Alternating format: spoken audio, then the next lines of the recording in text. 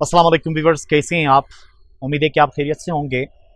आज के इस क्लास के अंदर हम जिस मॉडल ऑक्सिलरी को डिस्कस कर लेंगे, जिसके बारे में हम पढ़ेंगे, वो है शुड।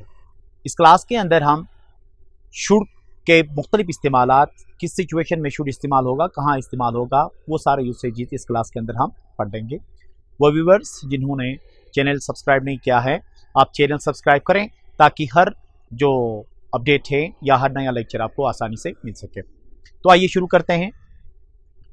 शुड का पहला इस्तेमाल है We use should plus verb first form to say that what is right or best to do in a situation। देखें, शुड का पहला इस्तेमाल ये है कि हम शुड के साथ वर्ब की फर्स्ट फॉर्म उस वक्त इस्तेमाल करेंगे कि किसी भी हालत के अंदर, किसी भी सिचुएशन के अंदर क्या करना अच्छा है, क्या करना बेहतर है, वो बताने के लिए हम क्या करेंगे, शुड इस्तेमाल करते हैं। अब सिचुएशंस मुख्तलिफ किस्म के होते हैं, उसी सिचुएशन के अंदर बैठते हुए मुख्तलिफ कंडीशंस के अंदर उस कंडीशन में क्या करना बेहतर होता है, वो बताने के लिए क्या इस्तेमाल करेंगे, हम शुड इस्तेमाल करेंगे। जैसे कि अगर कोई बंदा बीमार बहुत ज़्यादा है, ठीक है, ये उसकी कंडीशन है, ये सिचुएशन है, तो आप उसको क्या कहोगे, you are ill, you should go to doctor. आप बीमार हैं, आपको डॉक्टर के पास जाना चाहिए। तो इसका मतलब क्या है, डॉक्टर के पास जाना क्या है, बेस्ट टू डू है और राइट टू डू है।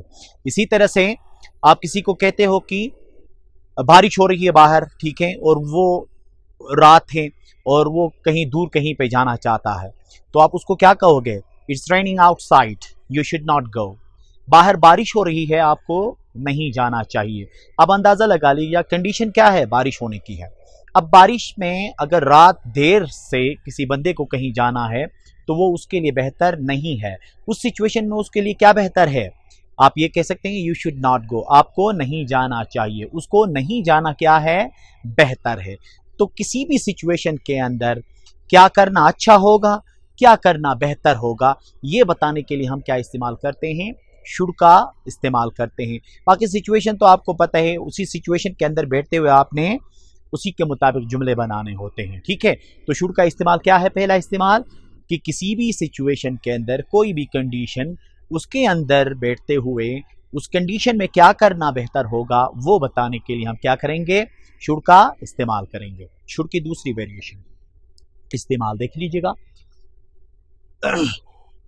We use should plus verb first form for advice। अब देखें, शुड का दूसरा इस्तेमाल ये है कि एडवाइस करने के लिए भी इस्तेमाल करते हैं हम, ठीक है, किसी को नसीहत करने के लिए शुड का हम इस्तेमाल करते हैं।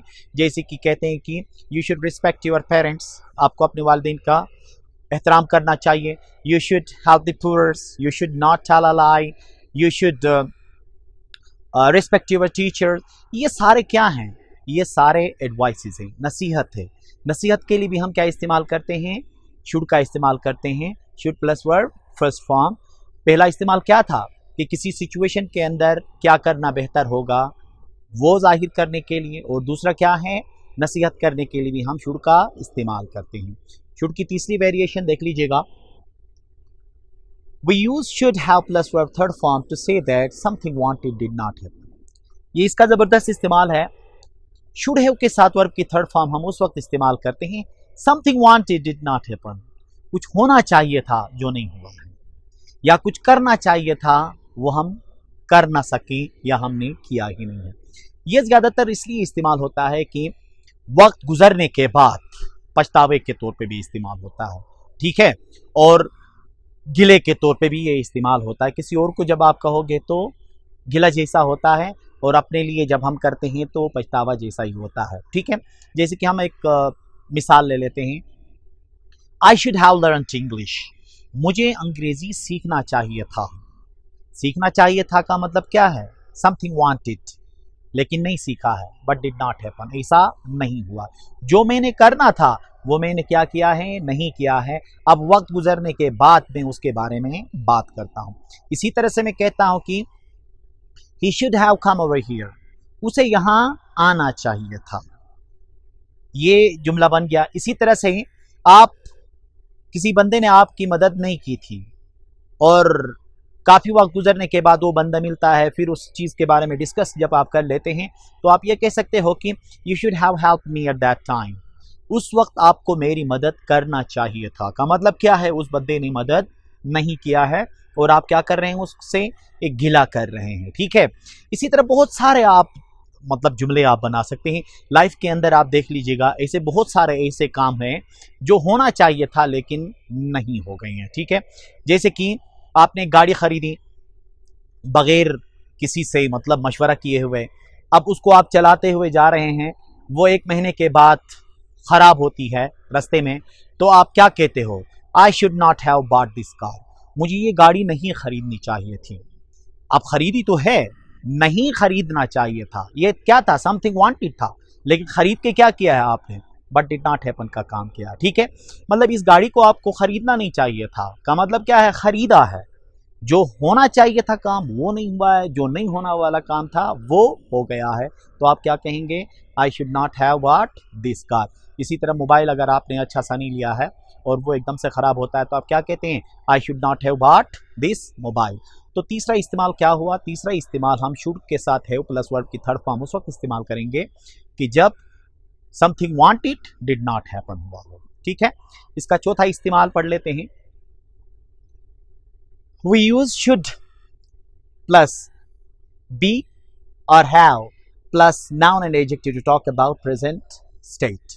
अब देखें, should be और should have के साथ noun और adjective जब हम लगाएंगे तो इस वक्त क्या हालत होनी चाहिए उसका हम जिक्र कर लेते हैं।